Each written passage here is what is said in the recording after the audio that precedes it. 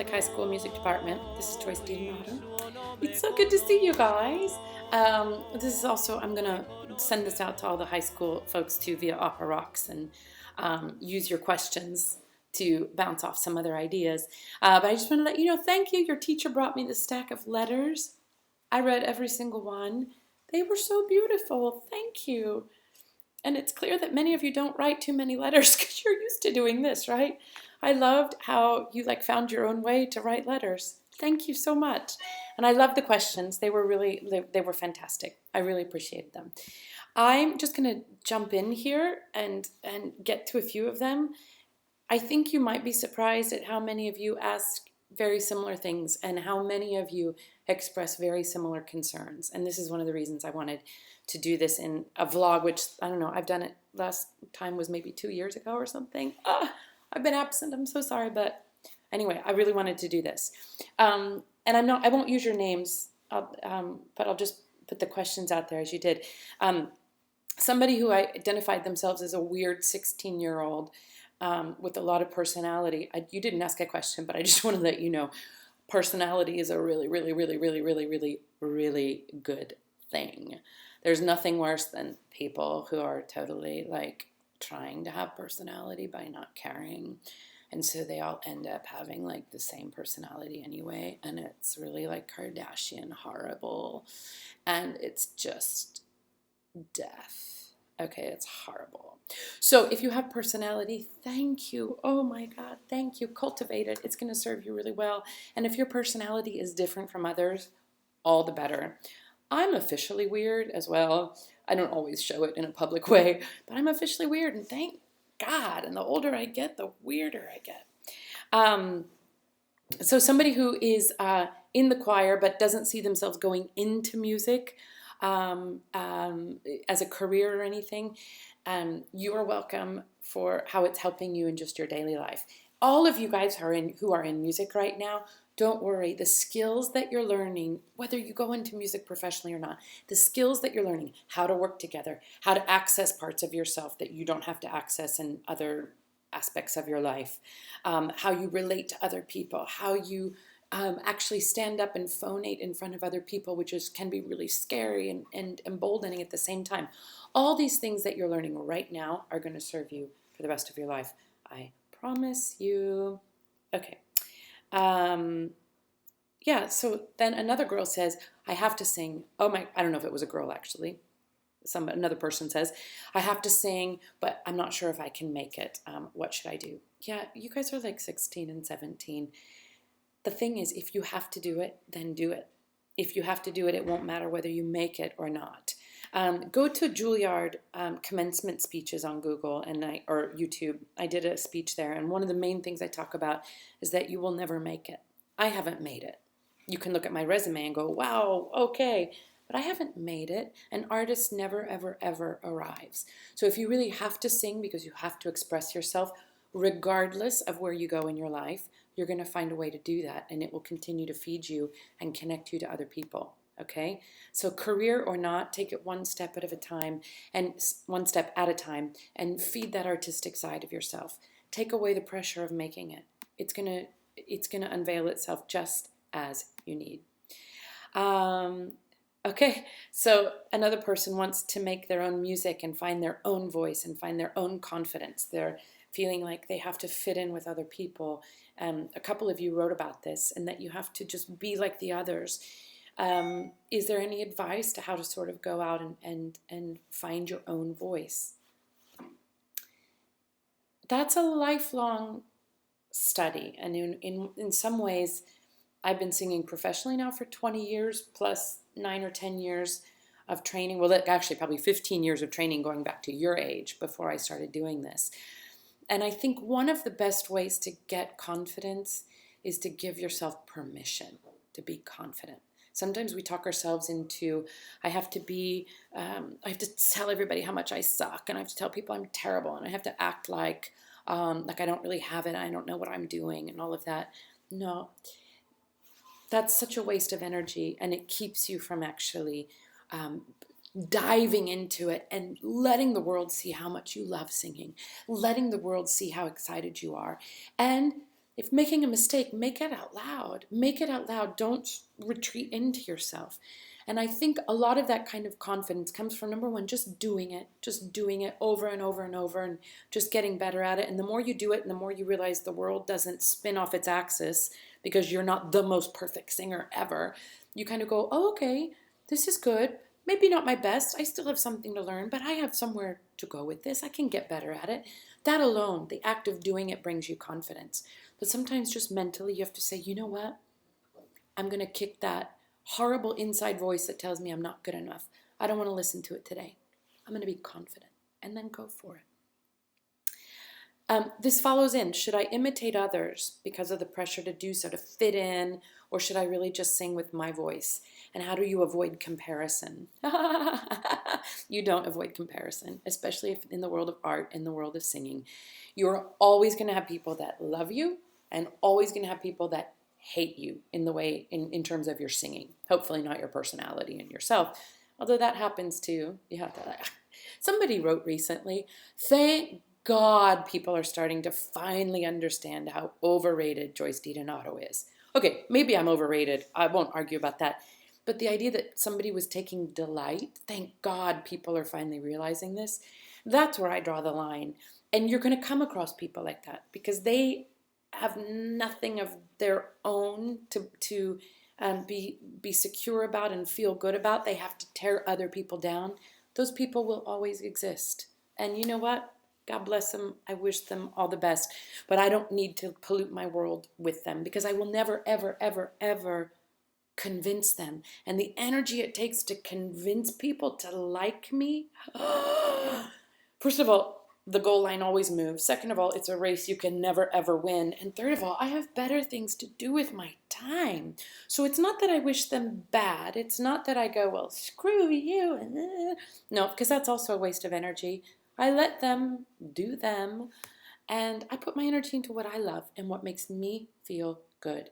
And there are some people in the world that speaks to, and they applaud me at the end of the show instead of, booing me. And so I gave them something good at the end of the day. That's what I'm good with.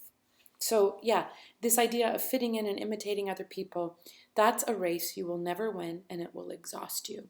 And you will constantly be at odds with yourself because you're never nourishing the part of you that is just you. If you think about the words that you say and the words that you think being a kind of fertilizer, you'll understand what you're feeding within your life. If you're constantly putting stuff in here that puts yourself down, that says I'm not good enough, I have to be more like them, that's the part of the part of yourself that you're feeding. And that part is going to go stronger and stronger and stronger as things with fertilizer do. They get bigger. Doesn't mean it's real. It doesn't mean you can't combat it later on, but it's going to be a lot more work to tear it down. So think about those words that you use towards other people and towards yourself, the things that you think about, and think about how you want to nourish yourself, and that will bring you a lot of reward. Oh, I love this. Somebody is agreeing that music is limitless. Yeah, I love that. You are welcome for the reminder. And would I relive my musical career? Absolutely. And not just the successes, because success doesn't teach me much, to be honest with you. It's the failures, and it's the rejections, and it's the bad notes, and it's the bad performances, and it's early on, oh my gosh, I cracked so much when I was learning how to sing. Those are the things I would never, ever give up. Those are the things that have taught me. Those are the things that gave me my roots that are very strong. So yeah, even when it was really hard, and even when I ran home from rehearsal in ugly tears, like that ugly cry, it's just ugly, I would not give up any of that. I own those moments, and I know that they've made me stronger, which is why I can say to you from my point of experience, it's going to be okay. Just hang in there. It's going to be okay. Feel the hurt, feel the pain, because it's real. I get that, but know that it's going to bring you something better. A couple of people wrote, several of you, I bet, this is funny, several of you wrote that there are favorites in your choir, and that the teacher has favorites, and no matter what, you can't do anything right. Several of you wrote, so I have a feeling you both, like, that one person is the favorite, but they thinks the other one is, and this one thinks that this one is the favorite. Quit wasting your time trying to figure out something that you will never know. I know that your teacher has regard for all of you. She's there, and all your teachers are there because they want you to learn. So don't waste your energy on, does she like her better or me better, or what do I have to do? Sing. Work on your singing. Get better and better, and work on expressing yourself instead of trying to figure out how to be the favorite or how to be the one that's picked. Because again, that's a goal line that is always shifting and moving. The only thing you can do is go in there and do your best. There will be some things that you are right for and other things that you are not right for. And it will not always go to you. The role will not always go to you. I tell you, in high school, I did okay in the drama, but in the musicals, I was in the chorus and I was picked usually for the character side role that might have had one aria or it was an aria song that might have had one song, but the other girls were getting 3 and 4 songs, and the other girls had the shows put on for them. I was not a star in high school at all, at all. Although I did play Vita Louise Simmons in Harvey, and I was really good. I won Best Actress that year. But that was in the theater part. That wasn't in the singing. And I didn't win president of the chorale. I was the secretary, and I really wanted to be president. And Pat Miller was president. And I can tell you all the names of all the people that got all the things. And you know, it doesn't serve me at all to think about why was it them and not me. I got secretary, so how can I be the best secretary that I can be? That's a better use of your energy and your time. Okay? So changing voices, my voice is changing dramatically over 3 years. How do you overcome the challenge? Work harder. Work harder. Just work. Go back, do the work. Work with the voice that you have now. And chances are it's going to keep changing. You know, I'm still taking voice lessons. I'm still working with a body that is shifting and moving and all of that. And that's the work of an artist. You will never, ever land on it. You have to keep working. And the challenges are there to make you better. The challenges are where you earn the right to stand on the stage and sing. When you feel those challenges, you overcome them. That's when you start to earn the right to call yourself an artist. You start to earn the privilege of standing up and singing beautiful music and giving that to other people. I think we're all given talent, and that's an easy thing. We had nothing to do with that. That's, that it's genetics, it's who knows what it is, why talent comes to one person and not another to certain degrees. Where we earn the right to make music is through our work and our dedication. So that's all those challenges that come up, and you all express different kinds of challenges in your letters. Work through it. Grow up, work through it, dig in, and figure out the solution. Figure out the solution. And you'll evolve on the other side stronger, smarter, better, and more of an artist. Any audition tips, especially if we're not the favorite? Well, quit worrying that you're not the favorite and go out there and blow them away with your audition. Think about what you're saying when you sing.